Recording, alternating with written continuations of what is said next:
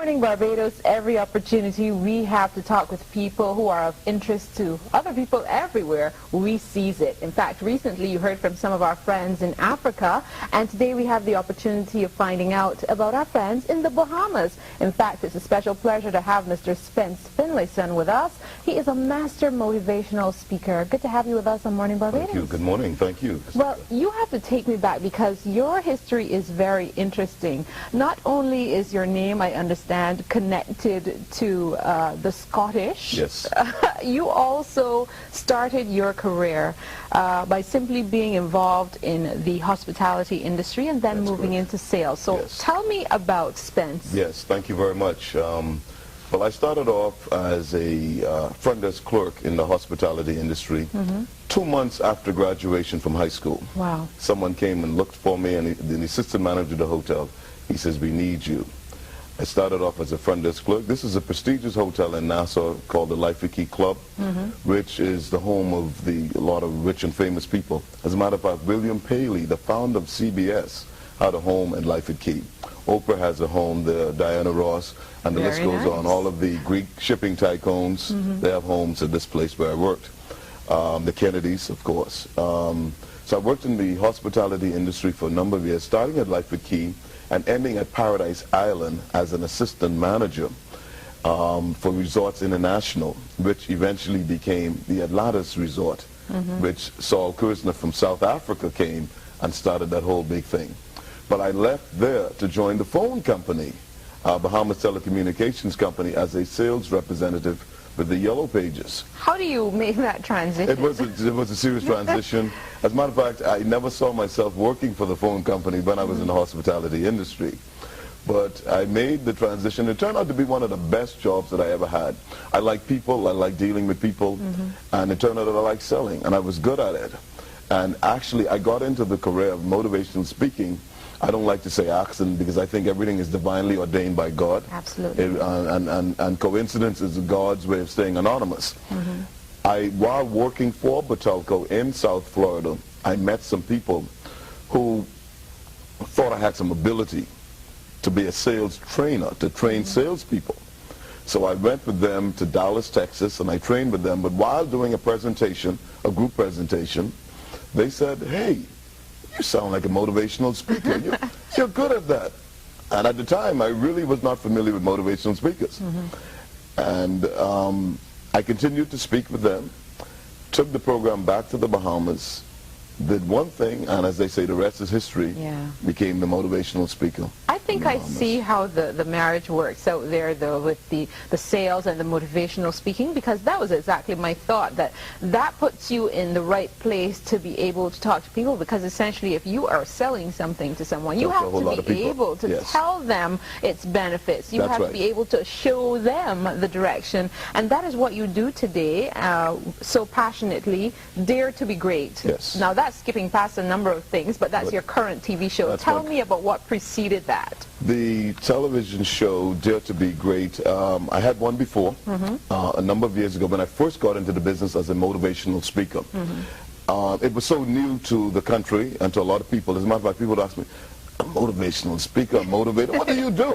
What do you do? Is that a job? Is that a job? Really? People, do you get paid for that?" People still ask that. But so I decided I rented a TV station in hopes of doing a 5-minute radio program on motivational tips in the mornings. Yes. The program director at the time, the sales manager actually, Pat Walks, I'm grateful to him to this day, he says, "You don't want to do radio, my brother. You want to do television." So that's ZNS That's TV ZNS TV 13 in Nassau, Bahamas. I took him up on the offer and I did my first 13-week series of the Possible Dream television show. Very nice. That went on so well that it ran for another year. But I only wanted to do that program to introduce myself to the public as a motivational speaker. Many people thought I worked for the television station. They wanted to know, how come you're off? Why did they take you off? How come you're not working with the station anymore? Right?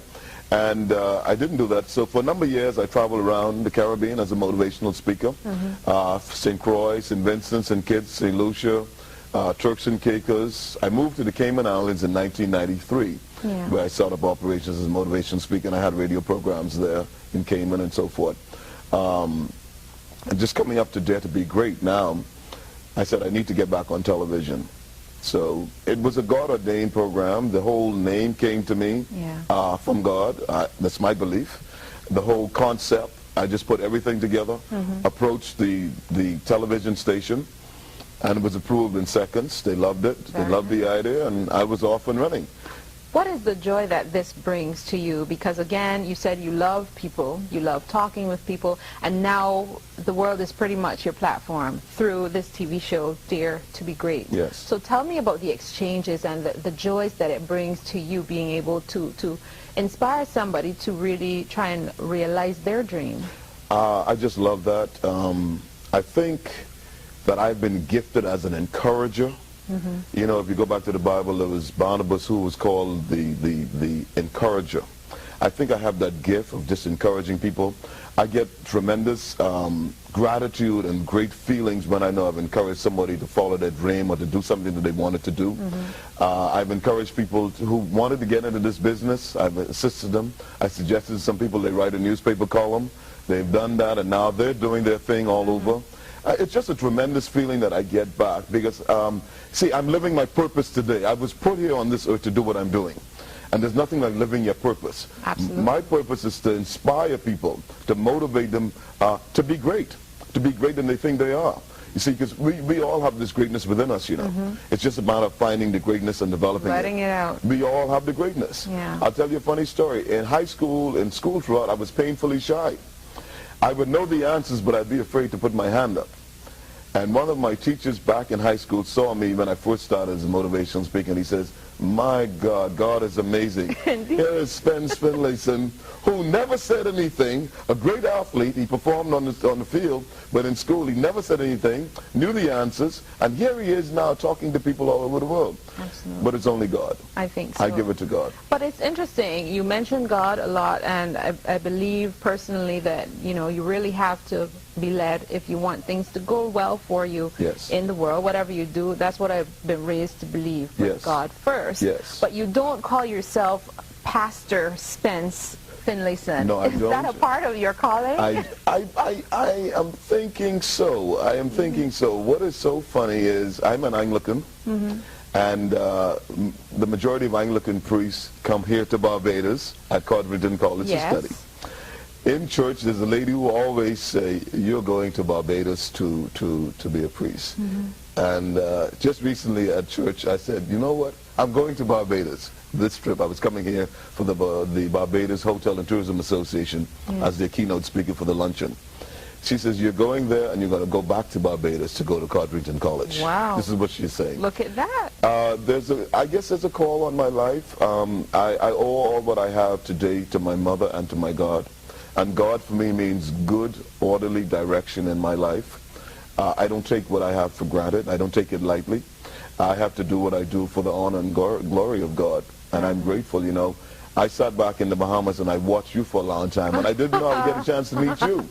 In your earlier programs, and then you come on in the late night news in the Bahamas. I think it's 11:30 you come on. After our local news, the program comes on, and here I am sitting in Barbados with you. Isn't that interesting? Well, we are happy to know that as well. I mean, we've had this has been a short discussion, but I really hope that the talk has helped to inspire someone. And as you mentioned that being in the classroom as you were growing up and being afraid to put your hand out, I'm thinking it should tell us as well not to be afraid to be wrong or That's right. Exactly. You may be right. Exactly. Exactly. You may be right. Exactly. And you know, a lot of people suffer from fear, and I always say fear simply means false education appearing real. And fear stops a lot of people. Fear paralyzes people.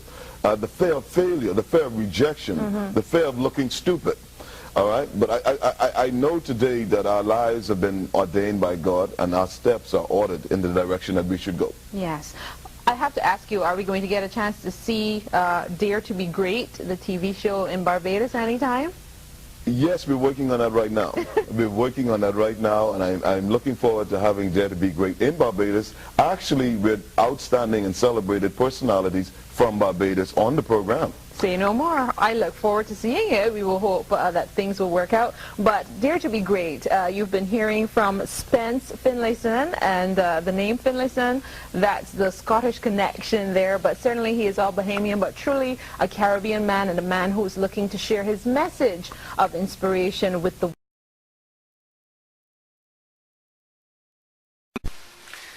Hello, my name is Michael Leslie. I'm the author of How to Get What You Really Want and Associate Professor of Journalism and Communications at the University of Florida. I'm delighted to recommend my friend Spence Finlayson's new book, Dare to be Great, in the pages of which you'll find wonderful and inspirational examples of how you too can achieve everything you want for yourself and for your family. Buy it today.